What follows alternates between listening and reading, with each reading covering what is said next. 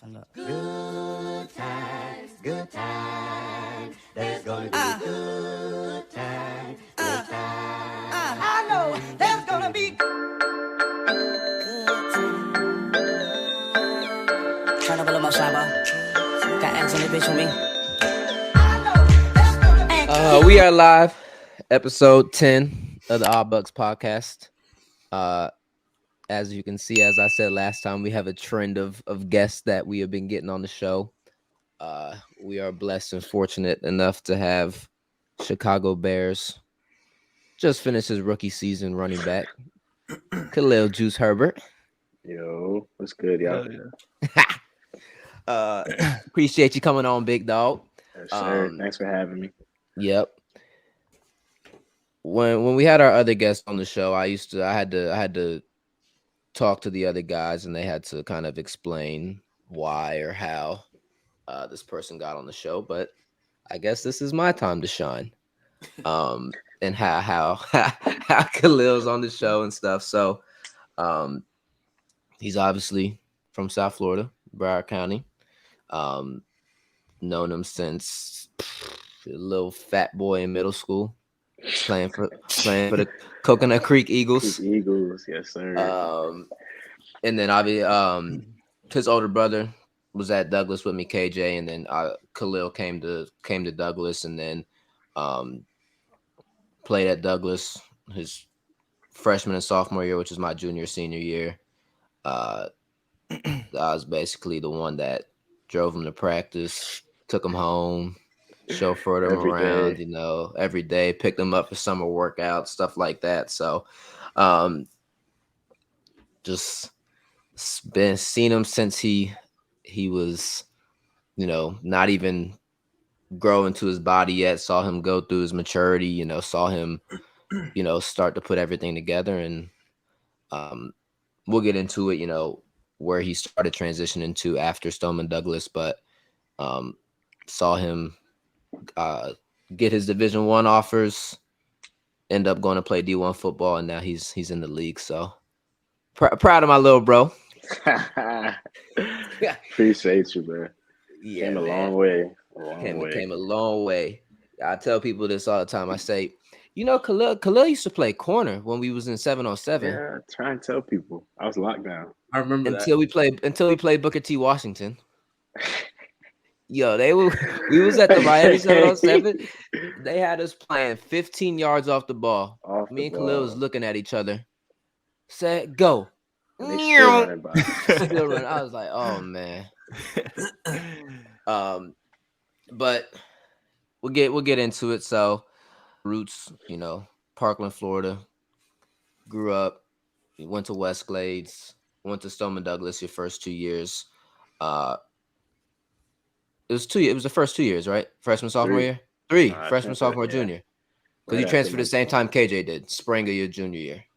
Yep. I was about to say because I had 1 year. I was on varsity. But we were still together. Oh yeah, because you had your breakout kind of year, your junior year. Talk about your time at Douglas. People kind of don't understand, like, the Stoneman Douglas football wasn't like talked about football, but we did play against some dogs that who are in the league and stuff like that. So just talk about your time at Douglas, and then you transition to transfer into American Heritage. So just talk about that and kind of the decision making process behind that. Yeah. I really think like my time at Douglas kind of like set the foundation for everything, because when I came in, I was probably about 5'6", 160. So just, from Coach May getting me in the weight room as a freshman from early on, just learning how to lift, learning how to get strong. And that really set the foundation for everything.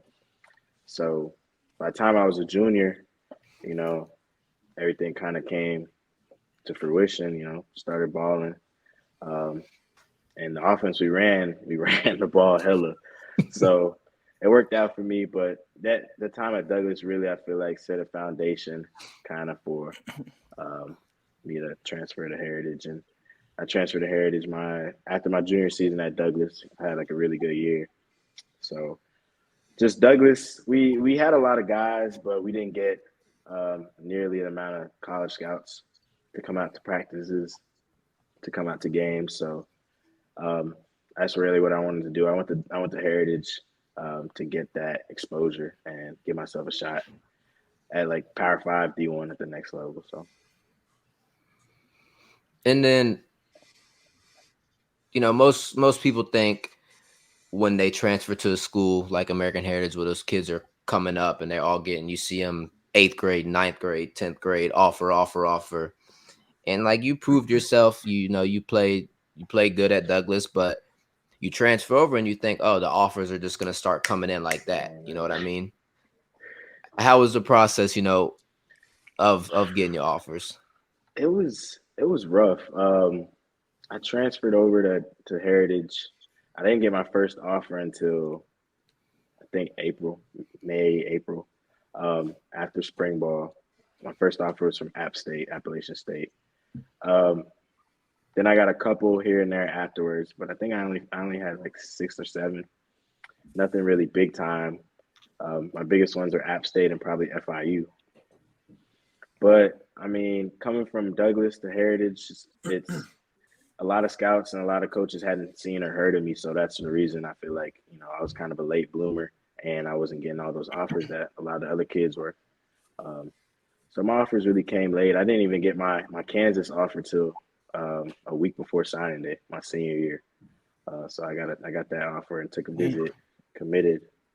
But yeah, it's a lot harder when you're behind the 8 ball. I think coaches haven't seen you until you're going into your senior year. So was that discouraging, like having to wait that long to get your offers and stuff like that? Yeah, especially being at Heritage, everybody's a 4 or 5-star, got 30 plus offers. So you expecting to go there and you're like, where are my offers? Like, what's going on here? So it was definitely, especially coming down to signing day. I'm thinking I'm either going FCS or FIU, but because a lot of schools that offered me early on too didn't even follow up. Like they weren't still communicating with me up until signing day. So I really had FIU and this one FCS school called SEMO, Southeastern Missouri, and then Kansas had offered me later on. But yeah, it was discouraging, but it worked out. So was the weight lifted off your shoulder when you got that Kansas offer? Like, were you like, okay, I can finally breathe now? Or what was that feeling like? Yes and no. Yes, because it was, a Power 5 school, getting to play against top schools in the country. So that's really what I wanted, to be able to show my talents. Yeah. And, given the opportunity to go in and play early on because they weren't that good. But so that was kind of yes, but then no, because now I'm going away from home and for the first time and, going to be out there by myself and kind of got to start this whole process of proving myself again. But, all those challenges they help you, build you and mold you into a way. So, yeah, for sure. And I think probably, talking to you at that time, the most frustrating part of that whole thing is every day in practice, you're holding your own, and your own teammates are telling you bro, you should be be where we are. So yeah, I think that's the part that, kind of drove you crazy a little bit, just because, your talent. Yeah, playing against them every day in practice. These guys, shoot, we have 6 draft picks this year? Yeah. Our last year in the draft. So I was like, I'm playing against these guys every day in practice. They getting all these offers, and I'm holding my own. And then the competition we played too at Heritage is top tier. Right. And we running through everybody. So it was frustrating, but I say everything happens for a reason. So you ended up at Kansas. Yeah. Kansas. Rock chalk. Not the easiest, time. I mean, yeah, you were in the Big 12. Yeah, you're playing Power 5 football, but you were also on the worst team in the Big 12. Yeah. Go ahead. So they're probably the worst team in Power 5. Nah. Hey, don't try them like that. We can't Not talk like that. that. Hold up. Don't Hey, disrespect. since the last 5-6 years, Kansas, we had our up and downs, but they getting better. They getting better. They gonna be good. They got a lot of good players still there. But just talk about, you were at a school like Douglas that obviously winning wasn't like what we knew. We weren't horrible, but we weren't Heritage. And then you get to the transition where you're at Heritage and all you're knowing is winning. Like it's either winning or nothing. Yeah. And then you get into college again and it's like going through this again. Like how were you able to, push through, and kind of what that teach you about yourself? And then how did you grow as a leader at your time at Kansas? Yeah, I think part of the reason obviously it was one of my only Power 5 offers, but that was kind of the reason I picked Kansas, kind of because it reminded me of Douglas, trying to bring something from nothing. And what I wanted to do, I wanted to build them up to be, one of the best teams in the Big 12 country. So that was kind of my goal going there, and I went in with that mindset, like starting from the ground, building everything from the ground up. So just coming from Heritage, trying to bring that mentality of winning to Kansas, and a lot of the guys that came in with me are doing really well right now. So not majority, but a lot of them either in the USFL or in the NFL. So I feel like that group that I came in with kind of helped establish that foundation that they have now, everything moving forward. Do you think Kansas was like a bigger blessing than you noticed at the moment? Because you hear like big athletes go through these like trials and tribulations and stuff like that in order to make it out on the other side, and they have to like push through. You know what I mean?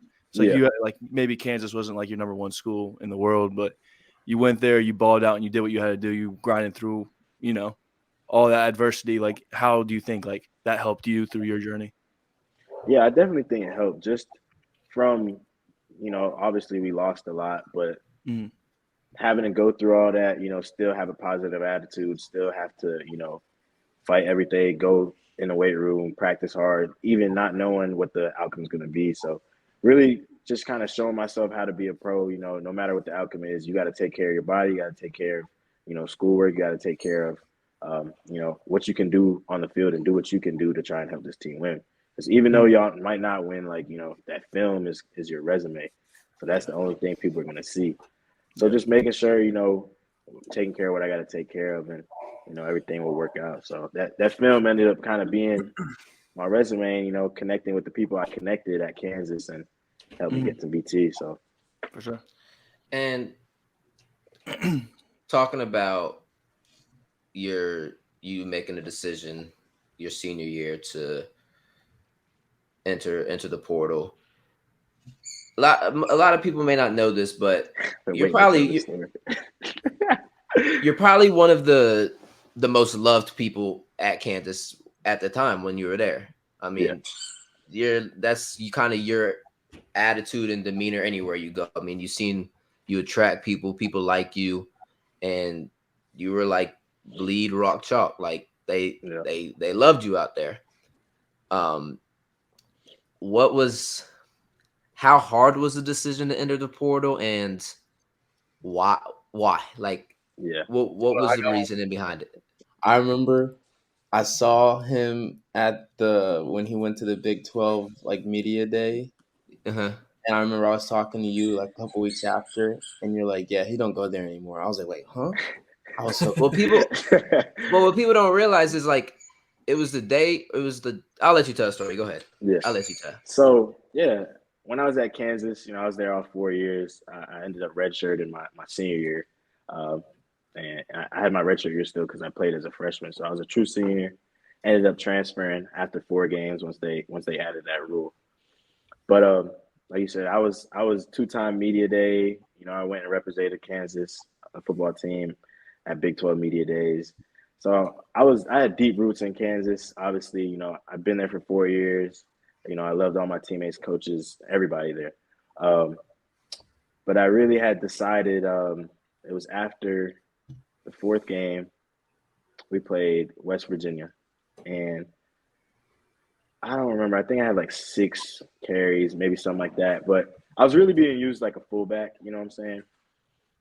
But prior to that game, I think we played Boston College, and I had like 11 from 187. Like I was going crazy with the least amount of touches. Just the least amount of opportunity they gave me, I was going crazy with. So it being my senior year, and not really wanting to go out like that, and I wanted to give myself the best opportunity to get to the next level. And how they've kind of used me in the last 3 years was kind of the same way. I'll ball out, have a big game, and then I'm taken back to whatever it was. And I I didn't hate on it. I didn't question the coaches or whatever. I just did whatever they asked me to do. But being that it was my senior year, that's kind of my last opportunity. I was like, look, like I've asked everything y'all asked me to do over the 4 years I've been here. I did everything you asked. Been a team player, been a team captain, whatever you needed me to do, I did. And I just didn't feel like that same love and respect was being given back to me. So, I went and talked to the coach, and I was like, Coach, like, I was there for the first 3 years. We had Coach David Beatty, and then my senior year we got Les Miles. So we had a new coaching staff this whole year. So I went to him and I asked him, can I redshirt? Seeing as this is his first year, they're figuring out the offense, they're figuring out everything. We had 2 OCs that year because the first 3 or 4 games we had 1 OC. He ended up getting fired, so we had a new OC the rest of the season. But just while they're figuring all that stuff out, I didn't want it to be at the fault of my last year. So I asked him to redshirt before the 5th game, and he didn't really like the idea. We went down to TCU that weekend, and they're playing TCU, and he asked me if I would still want a redshirt, and I was like yes. So ended up flying me back home while they're playing the game. So I was watching the game in the airport, but what? A lot of the guys didn't even know what had happened. So they play the game, they lose the game, and everybody's like, where's Khalil? Because obviously I'm a team captain. Like, where's Khalil? So I like later that day, like my whole team comes over to my house, like, and everybody's because everybody was asking me whatever, like, what's going on. I was like, just come over later. And like it was probably like 30, 40 people in the crib, and like I'm telling them this whole story. And they just like, what? Like, that doesn't make any sense to them, because we had a lot of guys that were seniors that redshirted too. So it wasn't anything that was like crazy. So then I go to the facility on Monday, and I'm thinking I just redshirted, like, he just flew me back home because he didn't want me to be a distraction.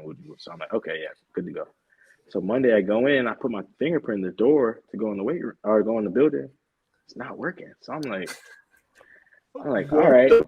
Finally, I get in the building, and talking with some of the like player engagement people or whatever, and they're like, just come with me. End up finding that my whole locker's cleaned out. My roommate brings all my stuff home, and they're like, Coach doesn't want you on the team anymore. So that's how I found out that I wasn't on the team anymore. So anyways, push comes to shove, my parents fly up. So that was Monday. That Wednesday, my parents fly up. We kind of sitting down talking. He wants me back on the team. But after all that, I'm like, y'all kind of showed me your hand and what you that y'all don't really need me. That you're better off without me. That I'm nothing to this team. So even talking with a lot of my teammates, before I did it, I was like, bro, I think I'm gonna transfer. And a lot of them were like, bro, like, don't blame you. Like, go do your thing. We got your back. And that was my biggest thing. As long as my teammates understood, I was fine with. I could care less with anybody else though. So my teammates were cool with it. Ended up entering the portal that following Friday, and then started taking some visits, talking to coaches, hit it off with VT. So, but that's the story. God. Yeah. Crazy. Worst part though was like, I had to delete all my social media because people were just talking crazy. Like I wasn't, always there for Kansas and, representing Kansas to the best of my ability. So I had to delete all social media because it hurt me. It hurt me seeing, my teammates were tweeting back at people having my back and stuff. But it was wild. It was wild how things ended up there. But, I got my degree. So yeah. Finished off. I mean, it's insane to think about how you gave 4 years of your life to that school, or 3 years or whatever it was. And like for it to end like that, like that's nuts. That's honestly nuts. Yeah. I didn't want it to end like that, but at the end of the day, I was like, I gotta pick myself and put myself in the best position to be successful. So, Was your mind made up like going into senior year, or did like the coach getting fired or leaving or whatever? Did that kind of put it in place that you were going to look into the transfer portal going into the year?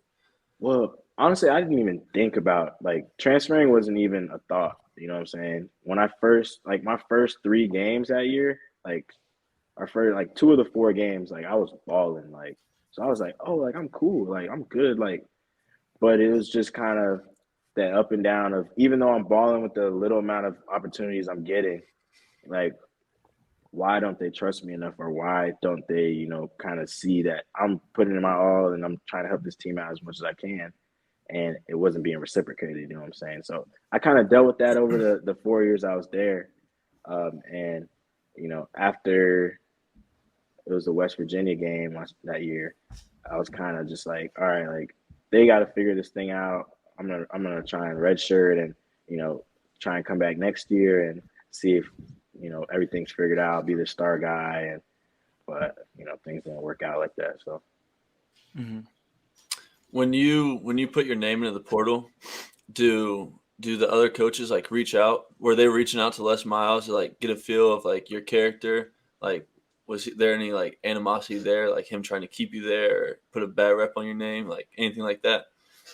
Well, first off, the portal now it's a lot different, but then it's like free agency. So as soon as you put your name in the portal, like coaches can call you, DM you, like whatever, like random numbers would be calling me, and I usually have my phone on D&D, so I had to take it off. But like random numbers would be calling you, and it's like it's a coach like, hey, we saw your film, we seen your portal, like whoopie woo, like are you interested in coming here?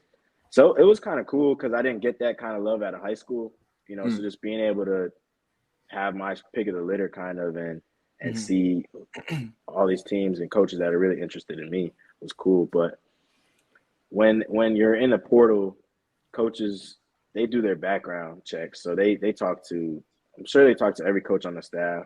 I'm sure they talked to my previous coach that was there just before Les. Talk to your high school coach. Like they make sure, they do their background check on you, which was funny because nobody had nothing bad about me to say bad about me, except for a few people. And, it was kind of the trend that I was a quitter, like I quit on my team. But, it was kind of weird because a couple people saying he's a quitter, he quit on his team, and everybody else saying like, hard worker, he does this, cares about his team. So it was kind of weird. And, hearing some feedback from certain people or from certain coaches just on like, people are really saying those negative things about you, and like, that's crazy. Just people that talk to you every day, look in your face, and say those things, it's crazy. So it was a fun experience though, in the portal, but it's definitely different.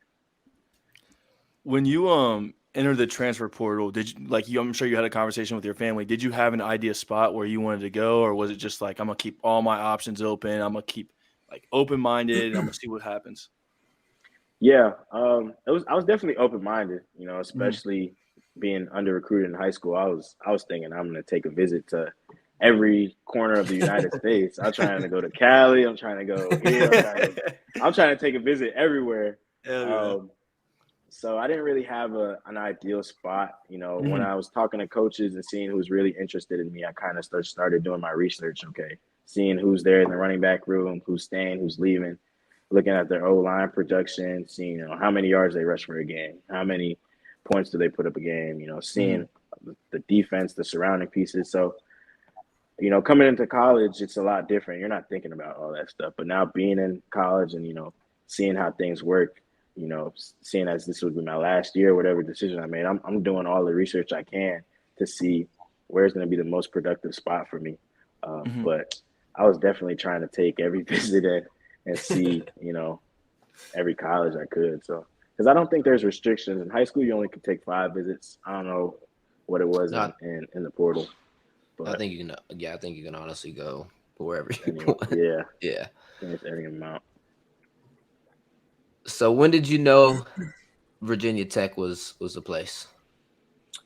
I'd say probably when I took my visit.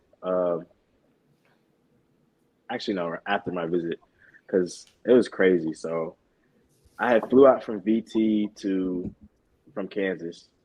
Um, I flew out from VT on Kansas. It was like in the middle of the week, and then from VT, I was going to be there at weekend. Come back to Kansas for like a day or two.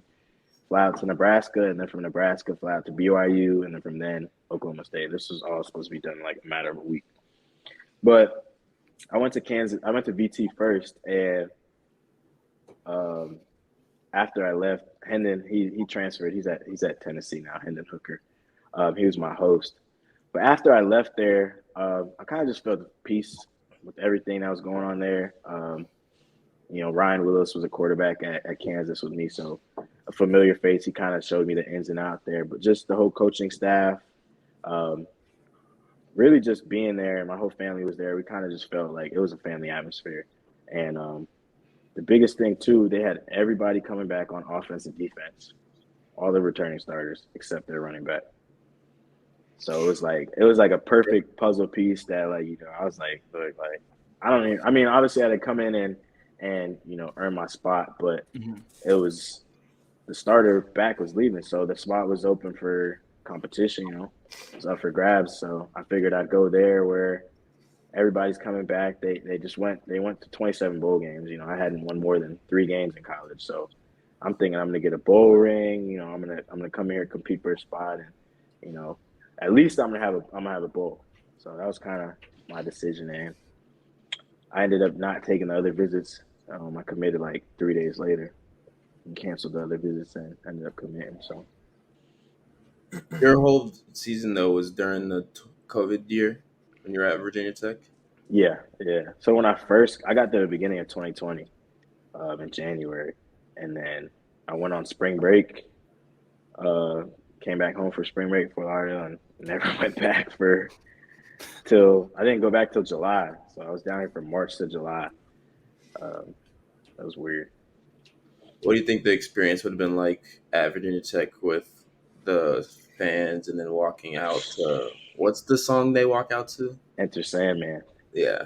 That's another reason I went there, because Kansas to VT, like I've seen Kansas basketball and we've tried to get football games like that too, but Kansas basketball, like being in that arena is like it's an experience you gotta experience.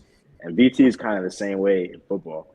And I want to experience that for myself. So that was a big reason too. I just wanted to be in front of that fan base, and their fans are very loyal even to this day. But I never got to experience it. I went back to a game right after preseason last year, and they played North Carolina on a Friday night.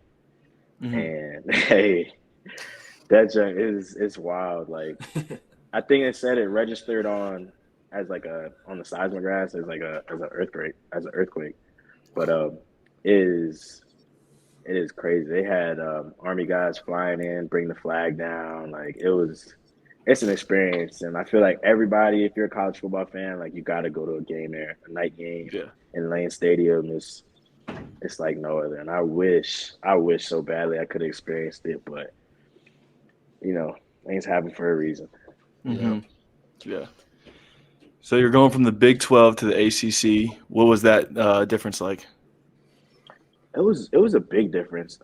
In the Big 12, especially the defenses, everybody's fast. I feel like, Big 12 defenses, their corners, safeties, linebackers, everybody's fast. So going from that speed in the ACC, it was a lot more, I'd say everybody was a lot stronger, but not as fast, but you're dealing with bigger guys up front, bigger linebackers, but not the same speed. And I feel like that was a big difference, in the two conferences. Like in the Big 12, I was able to break runs here and there, but playing in ACC, I was able to break and make those big plays even bigger. Yeah. So that was the biggest difference. Going into the season at Virginia Tech, you talked about a little bit earlier that the starting running back wasn't there, but you knew you had to go in and compete. You started the season out not necessarily like 100% the starter. Like you were starting, but you were kind of still splitting carries, and they're kind of feeding whoever, was rocking that game. What was the point in the season where it was like, all right, he's the guy? And did they come have a conversation with the room and like have a conversation with you? Like we rocking with 21. It was actually kind of funny because our first game, it got canceled and pushed to the end of the season because a lot of the offense, majority of the starters had got COVID. So first game got canceled, pushed back, and we came pretty much every starter on the offense, like pretty much every starter came back like that Wednesday and Thursday before the game. So, I think the first game I had like 6 carries for like 100, something like that. But it really wasn't till who did we play after NC State? I don't remember. I think it wasn't until like the Duke game. I had a big game, and that's kind of when it was just like, we had really good other talented guys in the room, but it's like, you can't even be mad. Like he's balling. It's not like he's out there sucking. You know what I'm saying? Right.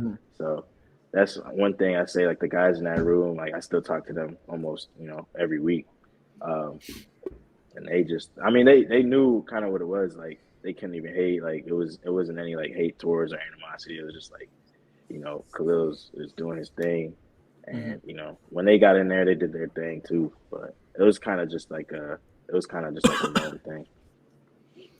And your season at Virginia Tech was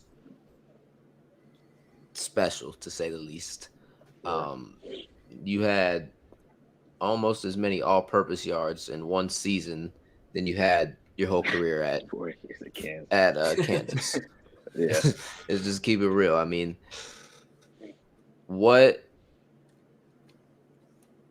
because your game didn't change. It's not like your game changed. It's just kind of like that opportunity that arose. I think kind of two parts of this. Do you think you're kind of living proof that the transfer portal is something that, should be around? And what did you kind of learn about yourself from that season at Virginia Tech? Yeah. I feel like what you said, the transfer portal should be around. There's some people that use it like, been there for 4 years, didn't get the opportunities they wanted, so they left and go. And then there's some people that, misuse it. And, after 1 year, they is paid for the same. But after like 1 year, they up and leave, because they're not playing. So it's definitely beneficial for some, and some it could be detrimental. But I think, the biggest thing was just I kind of I wrote down everything I wanted, and I was like, look, I'm going there for 1 year. I had all my schools online, so it was really all football 24/7. Like throughout the day, I didn't go to class. So it was just, I just told myself, look, I'm going to be here for 1 year, like make the most of your opportunities. And everybody at VT and the whole staff, all my teammates, they helped me a lot. My coaches, they believed in me, and they gave me the opportunities. They put me in places to make plays, whether it be the backfield, split out, kick return, punt return. They just allowed me to go out there and, play and show them, and just kind of show, they weren't scared to put me in position to make mistakes. They allowed me to go out there and, do the most with whatever opportunity they gave me. So. That kind of leads into my next question. This is kind of a broader question. What do you think the biggest difference was between Kansas and VT? Like, if you could pinpoint like one like huge difference, was it like the trainers or like the staff, like the culture? Like, it'd be the culture. Just no, you good? Just VT. Like I said, they went to 27 straight bowl games, so winning is in their blood, and the fans all expect it, the coaches all expect it, everybody that goes there kind of expects it. And then at Kansas, every year would kind of be a restart, would kind of be like a new era, and we're trying to establish that same culture that Alabama has, Ohio State, VT have. We're trying to establish that thing, and we just weren't able to do it, Yeah. correctly. No, that makes They got sense. a coach there now that I feel like he's going to be able to do it. But that was probably the biggest thing was the culture, just going there, and I think that's why I liked it there too. When I committed, just seeing how the guys would work in the weight room, how they practice, Mm-hmm. how they attack, because I think they were practicing for a bowl game. Just seeing how they did everything that they did, and it was a winning attitude around there. So For sure. Coming from the transfer portal, being like a 2-time captain at Kansas, do you think your standards were a little different than a kid coming from high school? Like, did they expect you to be a leader on the team, or I mean, you still had to earn the team's respect and whatnot? yeah, But do you think like it was a little different in that sense? I mean, yeah, kind of being the oldest guy, even the running backs in the room would call me grandpa because I was I'm a fifth year, so kind of given, you're an older guy, you come in and you kind of show everybody how things are done, kind of show them what to do, how to take care of your body, how to eat, how to make sure they go to clinics, just kind of show people the ropes, and be that leader, whether it be on the Mhm. field or off the field. On the field, you kind of got to earn that. You can't just come in and I was a captain, so I'm gonna be a captain here. And, you got to Right. earn that, and I think I did it with a lot of my teammates throughout the season. So just really coming in, my mindset was I got to earn everybody's respect and show everybody that I'm here to work too. Nothing's given. But I've always kind of been a leader, I feel like, so it wasn't hard for me to do that and kind of step into that role. Just from workouts and winter conditioning, kind of leading from the front, um, with my work before I say anything else. And guys Mhm. gravitate towards that. So And if you don't mind me asking, how did you get your nickname? I got it from, what was the trainer at Douglas? What was her name? The blonde Um, lady? I don't remember her yeah, name. I don't remember her name. What's her name? That was my question. I know that, Yeah, but I that didn't. is. I got it from her. Basically, she started calling me that just because I'm always energetic, always ready to go, like trying to get everybody going, bringing the juice, kind of making sure everybody's ready and not asleep throughout workouts and practice. And I remember one day she called me and I was like, huh, like I kind of like that. And then it just kind of started catching on. And then I changed my like Twitter name and Instagram name to that. And then you know from there it Mm-hmm. just took off. Yeah. It's history ever since. Yeah. After after your Virginia Tech year, you're sitting there and you're like, all right, I had the year that, I really I solidified myself as, one of the best backs in the nation. Your draft stock definitely went up, um, from the decision to go to Virginia Tech. Just with there not being the combine, just having a pro day, um, how was that whole draft process? Um, not being able to go to Indy, but having your whole focus on the pro day and then draft day and everything. It was a little different with COVID. It was an experience though. Like your rookie year, from just think about it, from the end of your senior, whatever is your last college season, you're going all the way until when our last game was January 9th. You're going nonstop your whole rookie year. Mm-hmm. But it was a lot, from right after, I started training right after the season because I had the Senior Bowl at the end of January. So going from that and then having to switch up your routine, start getting ready for pro day or combine, because we didn't know if they were going to cancel the combine yet. So we're kind of trying to get ready for both. Right. End up canceling the combine, so like, all right, now we only got to get ready for pro day. Uh, so it was a lot of ups and downs. They actually flew us to Indy just for medical. So we flew up that night. Like we flew up at night. Next morning we were up early, just testing, doing every test possible. Um, and then we flew out that same. So we were there for like 14, 15 hours. And they brought in every guy that they invited to the combine. But it was just a lot of ups and downs. You definitely want to prove yourself. You dream about going to the combine. your whole life. So it was kind of down and not being able to have that opportunity, but um, being able to go out there at pro day and kind of be in your own environment and what's comfortable for you, I think helps a lot. Mhm. Um, and just being able to go out there and test well, I think helped me a lot too. But it was a process. A lot of guys going through it right now, and it's a lot. Coaches calling you every day, Mm-hmm. meeting with you. You know, it's a lot mentally, but I feel like it makes you stronger. You see how everything can change so quickly. So you just got to manage it all, learn how to manage your time, and manage everything really. But it was a process. I was gonna say you're always under pressure to do the right thing or make the Yeah. right play or answer the right question. How taxing was that, do you think, like on your mind, like on your mental? Like were you like, bro, like I gotta make sure I answer this question right. I gotta make sure I get it. Like It was a lot, and especially sometimes you having 2 3 Zoom calls. I don't know how they do it now. I think they either FaceTime or they might still Zoom. Uh, throughout the day. So you got to be on your P's and Q's. For mhm, you're getting job. It's a job interview. yeah. You mess up and say the wrong thing, or you don't say the right thing, or you're studying plays and you get the answer wrong. They're taking notes and writing down everything. So mentally, it was taxing because you always got to Mhm, be on your toes. Any moment somebody can call you and you got to talk to this coach for 15, 20 minutes. yeah. You might be at dinner or something. You got to step away and you got to be able to flip your mindset and get into that interview mode real quick.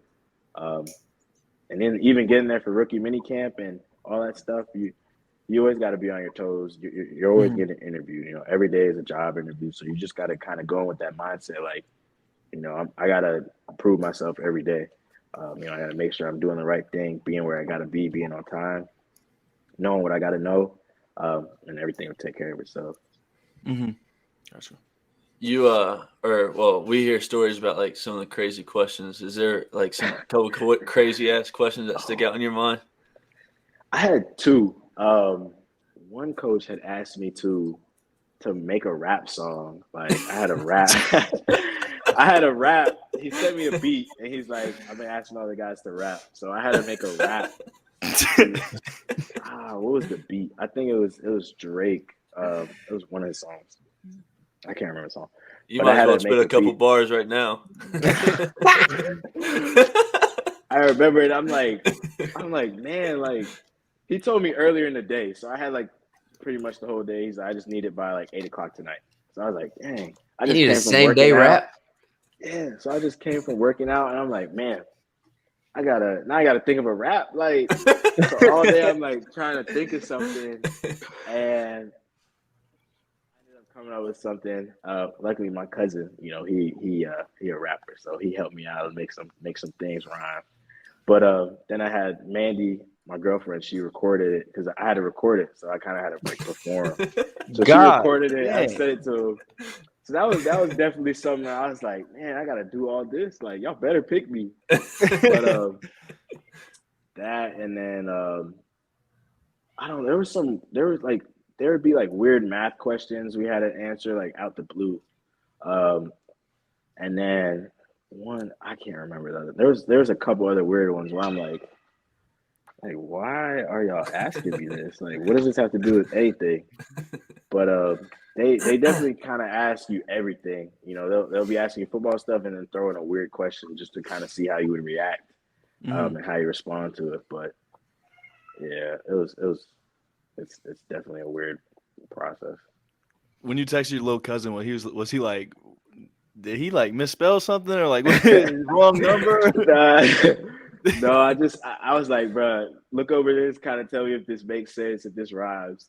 And he helped me out a little bit, but yeah, that was definitely a weird one. That is crazy. Funk Flex or the NFL? Uh, it's weird.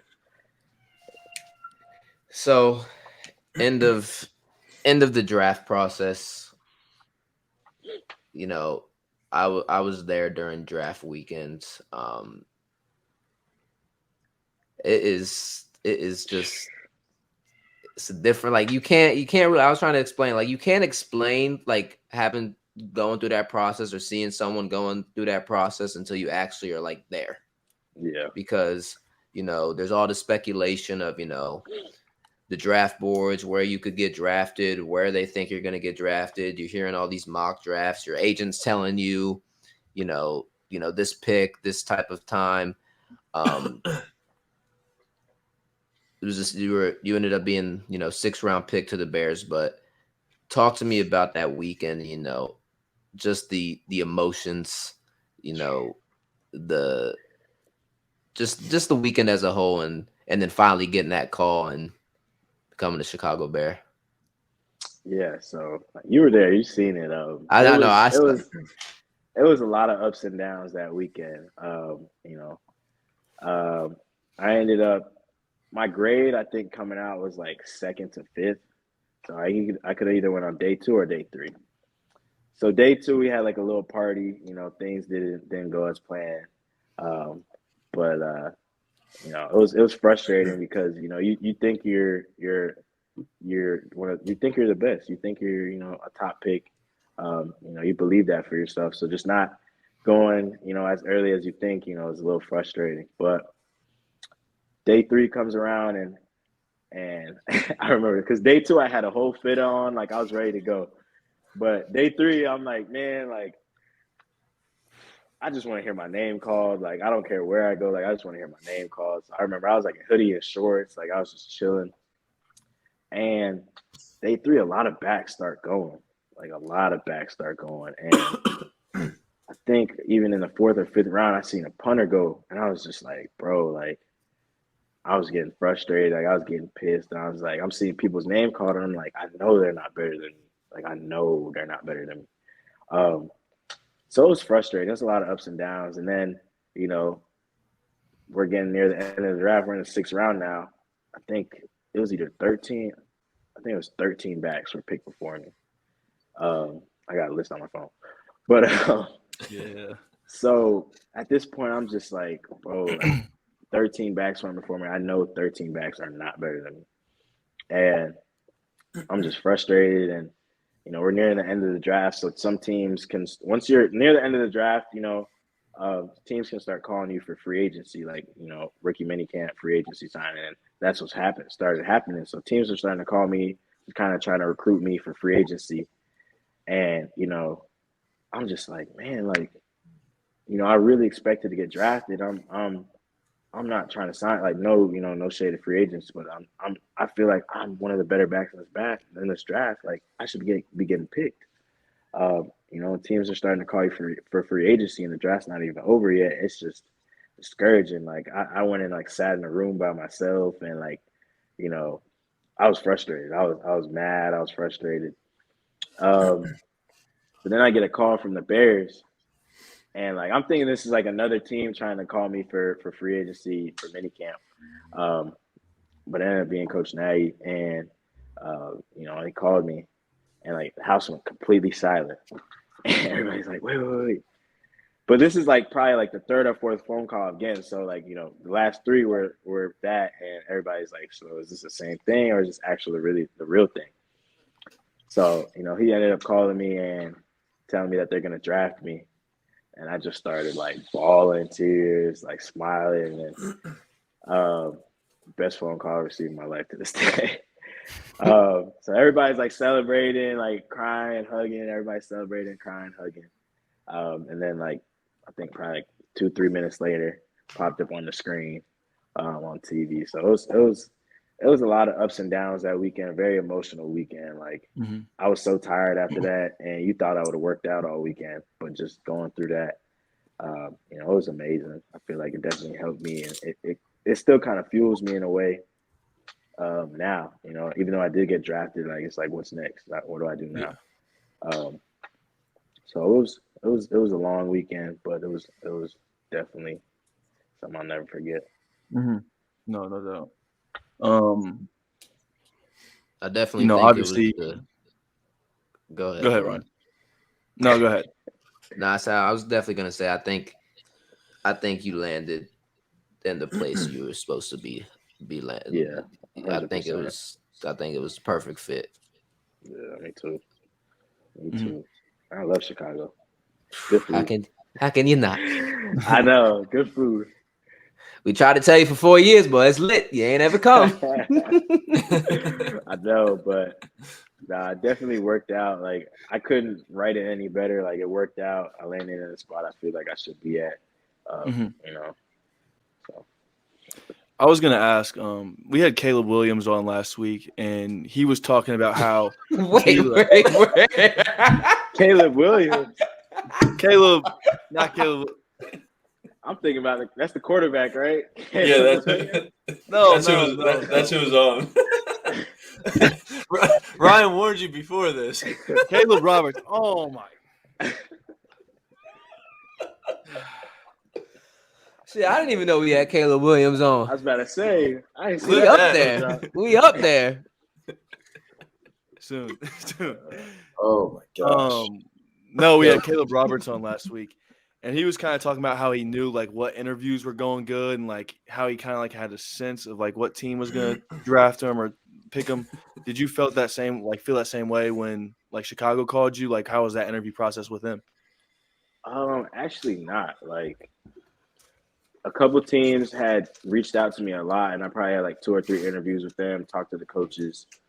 So in Chicago, I think only interviewed me once, and like it was a week before the draft. But a week before the draft, kind of a lot of teams interview you as their like last interview before they like decide and figure everything out. So I was just thinking it was just one of those things. Kind of just gotta check it off the box, off the list. But yeah, they only interviewed me once, and I was not expecting to go there. I had a couple other teams that I was really expecting to go, but it's a lot of people say it's the teams you don't think that don't reach out to you, that you don't think you're gonna that don't ever talk to you that you go to. You know, and that was the case with that. So, but obviously, end of your first year is done. There was some ups, some downs. You know, a couple games you got to really show out because of, you know, injuries to David Montgomery, stuff like that. Career start was against the Packers. What moment in that game were you like, all right, I belong?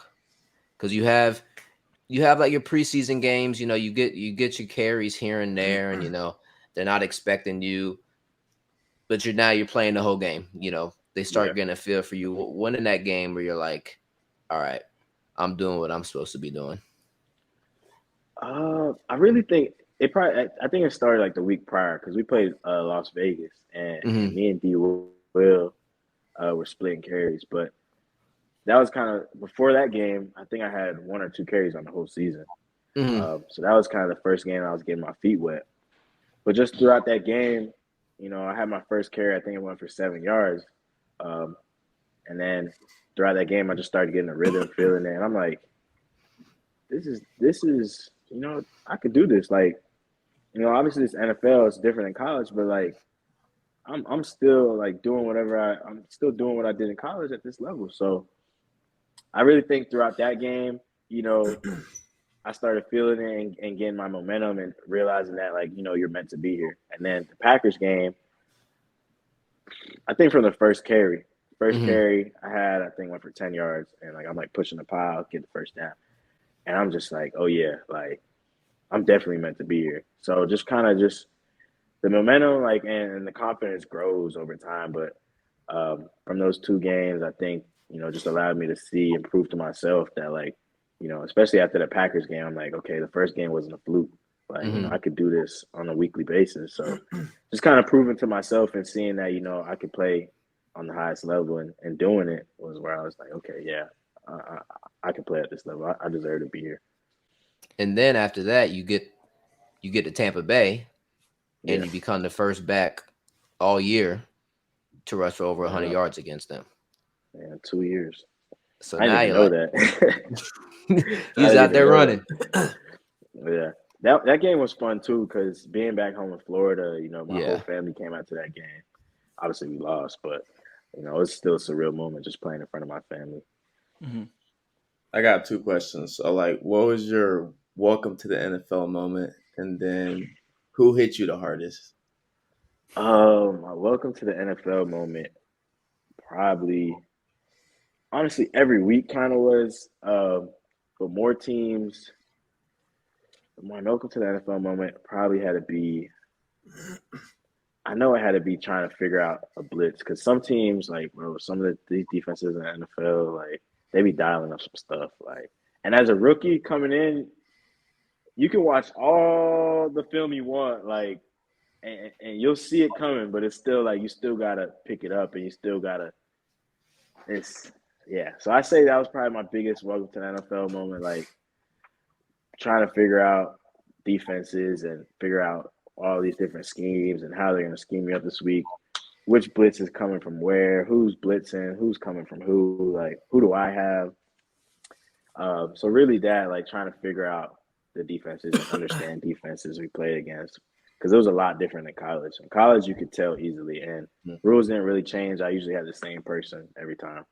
But in the NFL, sometimes I'm on a D tackle, sometimes I'm on a DN, like sometimes I got the corner, safety, like it changes play by play. So that was probably the biggest thing. And who hit me the hardest? I don't know. You don't get hit hard. Really, yeah, I think I do a good job of like maneuvering my body out the way to like take those hits off. I've been hit, but like nothing really crazy. There was one game though. Who did we play? It was cold. I think it might have been Arizona game. It was cold, and like that was the coldest I ever played in up until that point. It's like every hit you take, even if it wasn't a big hit, just hitting the ground, you feel like every hit. Like usually, like you get hit, you get up, shake it off, you're good to go. But like you get hit, and it just stays with you. You're like, dang, like my body's starting to hurt. It's only the second quarter. But yeah, I didn't really get rocked. Really, nothing crazy. A little bit of a deep question here. Every kid has a moment where they're like envisioning playing in front of the big stage, whether it be baseball players, NFL, basketball. What moment was it? Your first game or was it your first carry? Did you look around and be like, "Wow, like I made it," like, and just take it all in, soak it, like the experience all in?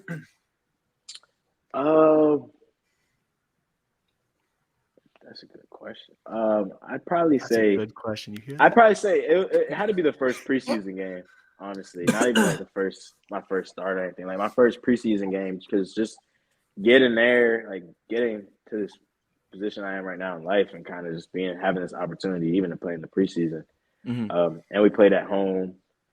So I think it was then where I'm like, wow, like I'm really about to play an NFL game, Yeah. So it was definitely that game. That's dope. Did you have any running back rookie duties? Yeah, they weren't crazy. Some position crews got to do some crazy stuff. Luckily, my RBs, they looked out for me. I had to just every week I had to make sure the room was stocked with snacks. So they had a list about 20 snacks. Every week I'm making sure we had the snack room too, because I had made sure I got all the snacks they wanted and some more. So every other position group would come into our room for snacks.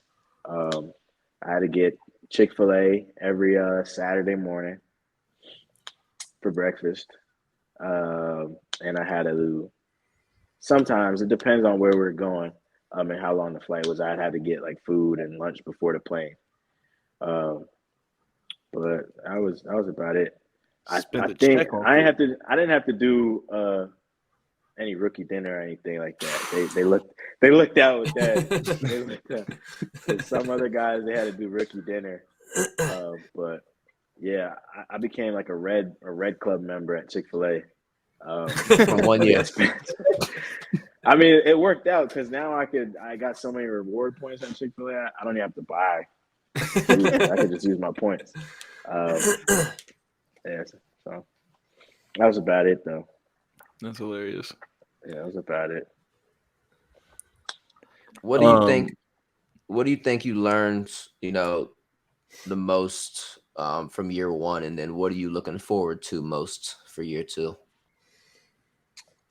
I think the biggest thing I learned from year one would have to be that, one, I could play at this level, and then two, that the amount of preparation that goes into the game, it's no wonder why guys have such long careers and some others don't, because they don't prepare properly.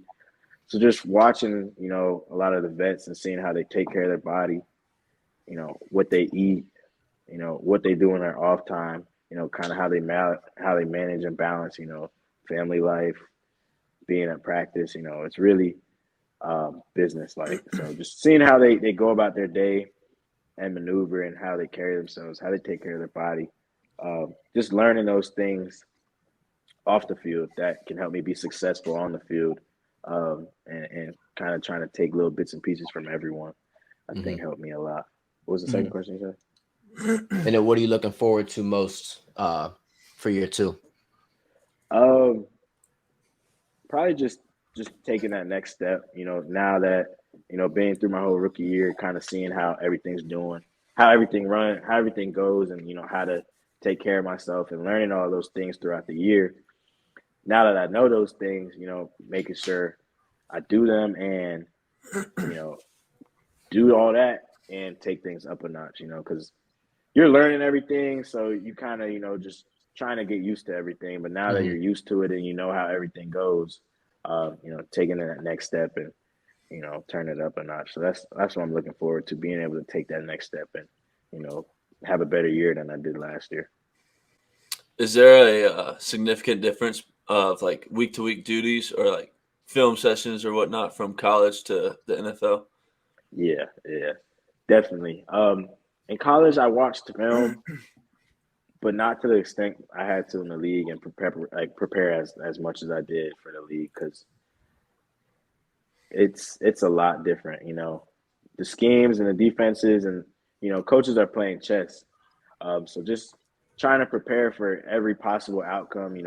See what they do on film, and then also thinking like, what can they do? So just everything, that all those things tying together, it was a big difference. And preparation, you really have to prepare properly to make sure you're able to go out there and play with no hesitation, no thinking. Just you've seen it already, so go out there and play. The first time you saw the playbook, were you like, holy, like, bro, this is way different? Yes and no. Being at the Senior Bowl, I kind of got a taste of what NFL sounds like, what the plays sound like, what the verbiage, what it looks like. We had to learn a whole playbook in 2 days at the Senior Bowl. We were only there for a week. So just being able to see that and get used to it, and knowing that I got to learn fast, it wasn't too bad. And even at VT, we kind of had a pro style system. The way we huddled up, called plays. Only difference was, in college, I'm listening to like one part of the play. Like I know my running back part's at the end. Now I know, the play. I got to listen to the whole thing, because any part could be talking to me. So just learning that, the plays, they throw a lot at you early on, but I feel like depending on your coach, they do a good job. Like my coach did a really good job of just slowing it down and allowing us to learn, make mistakes at times, but we corrected those mistakes on film, practice, didn't make those same mistakes again. So taking the conversation off football for just one split second, when did you know like you want to start your own clothing brand? For those people who don't know right now, Khalil Herbert has KhalilHerbert.com, his own clothing brand. When did you want to start that, and like how'd that whole process go? Little promo. Little promo real quick. Little promo.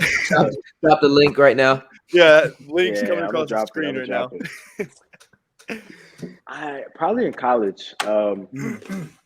Some like people close to me, I made one called Juice the Brand. I'm gonna bring it back. I'm gonna bring it back soon. It's a little sneaky, some limited edition stuff coming.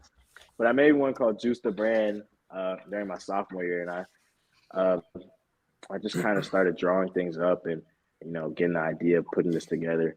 Yeah. So I've always known I wanted to have one. My Cage brand, is like for football and fans, Bear fans and stuff like that. And that was kind of just my way of starting it off, seeing how everything goes. Making my own logo and stuff like that. But probably since my sophomore year of college. So I'm gonna have the Cage brand. I'm gonna have the Juice the brand, and kind of let those things take off and do their thing. Awesome. The real question is though, is the chain on? Nah. That's not an everyday. That's not an everyday. Crazy. That's not an Chain is everyday. crazy. Within the locker room, with there being Khalil Mack, obviously, were you all also known as Khalil, or did they call you Juice? Or I mean, it was No, kind that of was both. Like, yeah, that was definitely Khalil. Like, I was either Juice or Herbo, like whatever. But that he definitely had. But look, we both look when people would call Khalil, kind of just like they point to whoever they're talking about. But yeah, he got that one.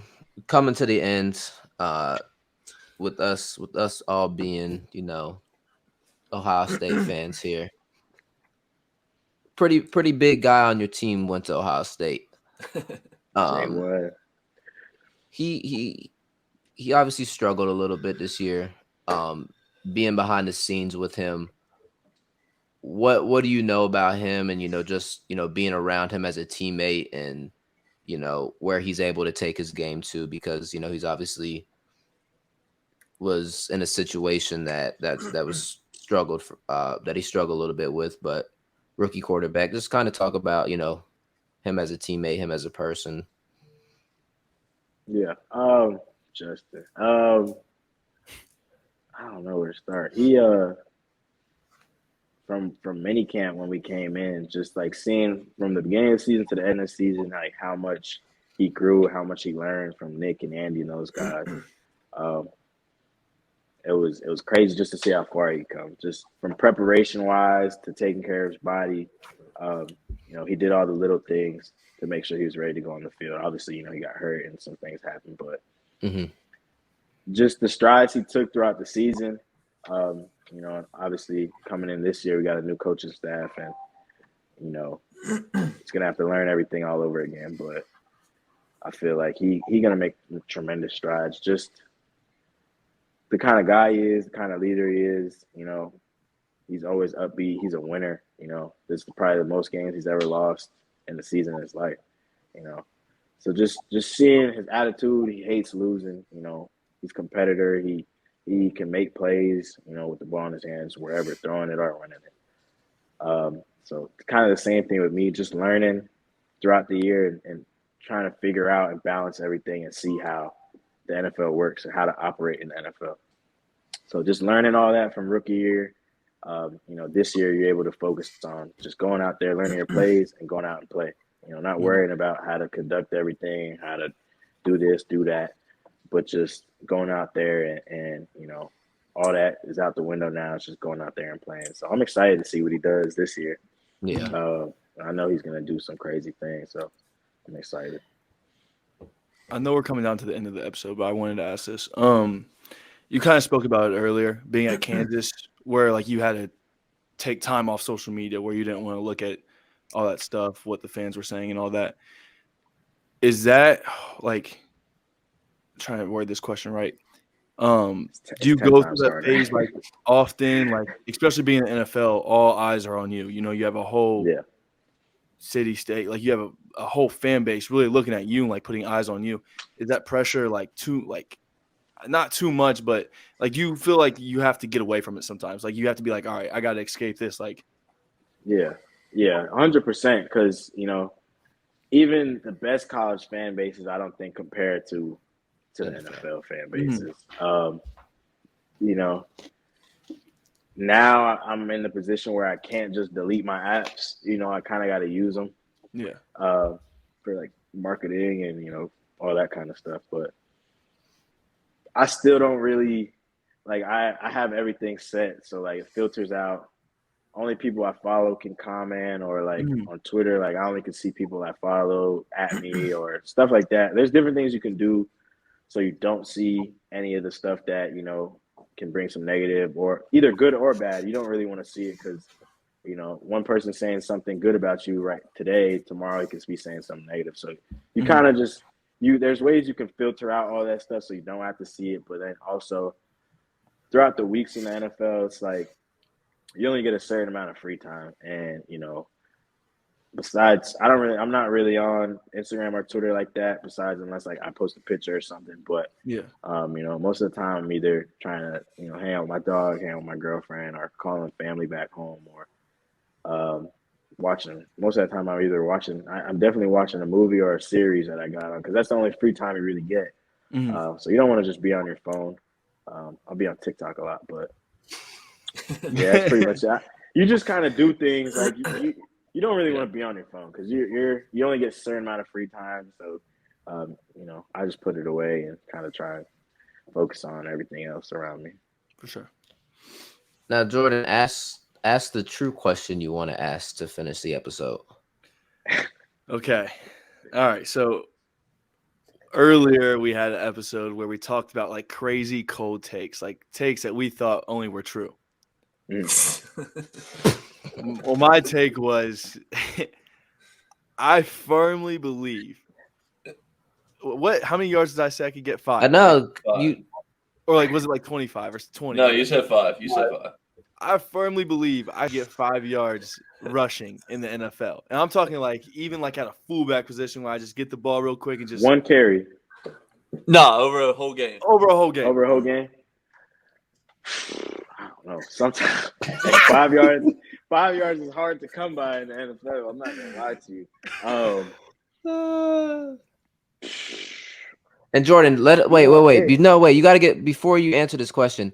Jordan, how much high school football have you played? When was the last time you played football?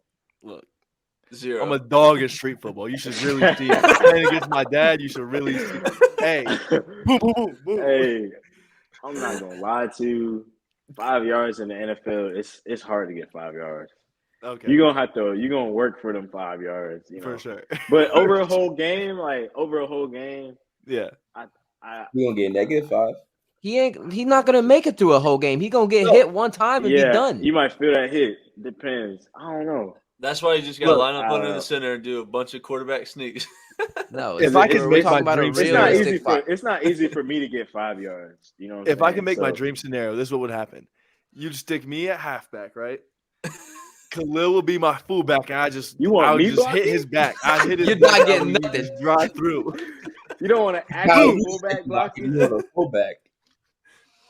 Khalil, I want you everybody in the NFL blocking like a couple of times. Just give me that 5 yards. He also said he also thinks Conor McGregor would score in an NBA game. Definitely not. I don't even feel like he can shoot a basketball properly. He can't. Can we talk about Khalil? I want to talk about Ryan's cold take real quick. No, let him answer this question. Khalil, Ryan said he would score a bucket, so he would 1v1 Michael Jordan and LeBron James to score a basket At a 10 to a game of 10. I mean, Ryan can hoop. We're talking about Michael Jordan. Just 1 point. Yeah, just 1 point. I don't know. Because how tall is Michael Jordan? 6'8". It doesn't matter. 6'6". It doesn't matter. He could be 5'5". It doesn't matter. No, he couldn't be 5'5". It's a lot harder when you're shorter to score against somebody that's taller. It's just 1 out of 10. All I gotta do is go 1 for 10. He's just gonna pop it right in his face. And you got any shot, like layup, shot, anything, or any shot. Honestly, yeah, I think so because you could shoot from distance, and he's gonna be right in his mouth. I mean that's the difference. But I feel like at some point during the game, he's gonna give you a little space to just see if you would make it. They also don't think that I could get open in the NFL or stuff like that. But that was a whole other conversation as well. That one was a little bit harder. I feel like. Yeah, actually, it depends who you're going. You get open. Look, Ryan. Yes, I would. Yes, I would. He called out Jalen Ramsey. I did not call out Jalen Ramsey. Y'all called out Jalen Ramsey for me. If you're going against somebody that's not in cover 2, cloud, or press, yes. Send me a motion, coach. I feel like you have trouble getting off the press. That's why I said that. Just send me a motion, coach. Oh, you getting a jet sweep? I mean, technically, you could catch a pass like that. No, that's not how I want to do it. But I just want to be in motion. Move you around. You get Oh, open. so Nah, I'll tell you is once when I played in my senior bowl, my senior game, in college, I played in 2 of them. The first one was one with like a couple dudes got not drafted but like free agents, and I was running a route, and this motherfucking crazy ass white boy just smacked me in the middle of the route. Didn't see it coming. I'm running around. Was it I within said, 5 yards? You said what? Was it within 5 yards? Yeah, within 5 yards, he fucking clocked me. Yeah. I said, I'm done. This is dead. It's different too, because everybody's big, everybody's fast, everybody's, smart, tall, strong, whatever you want to say. Not even that. So everybody is probably the best player from their college. Yeah, that too. So it's like, you might think you could, route somebody up or run past somebody, or you think you could do the things you've been doing growing up, and it's like you got to figure out another way to do something, because they didn't watch you do whatever you did throughout high school, college, whatever film they've watched prior in the season. So it's like every week you got to come with something new and figure out a way to get the job done. They better give every rookie this year like 96 speed in Madden. They better. That draft class was fast as hell. Oh yeah, everybody running 4.3s like it's regular. Average time was a 4.71, which is out of the whole combine. Bro. Yeah, that was the average 40 time out of the whole combine. That is crazy. They had punters running 4.5s. It was like 40 people. I don't know what is going on, but that year of no combine, that grass got a little faster because boys was moving. But my brother, we thank you. We appreciate you coming on. Yes, sir. Appreciate you having me. Yeah, we do appreciate it. Good luck. Year 2 coming up. We got big things coming for you, but we appreciate you coming on. We'll be up there again. We're all gonna make it up for a game too. Hey, I gotta come when it's warm. For sure. Even though when we win, it wasn't too bad, but yeah, we got to go when it's warm. Beginning of the year. Yeah, definitely. I appreciate y'all having me. Yes, sir, brother. Appreciate you. Thank you. Thanks, big dog. All right, y'all boys. Trying to roll up my shine, bro. Got X on the bitch with me.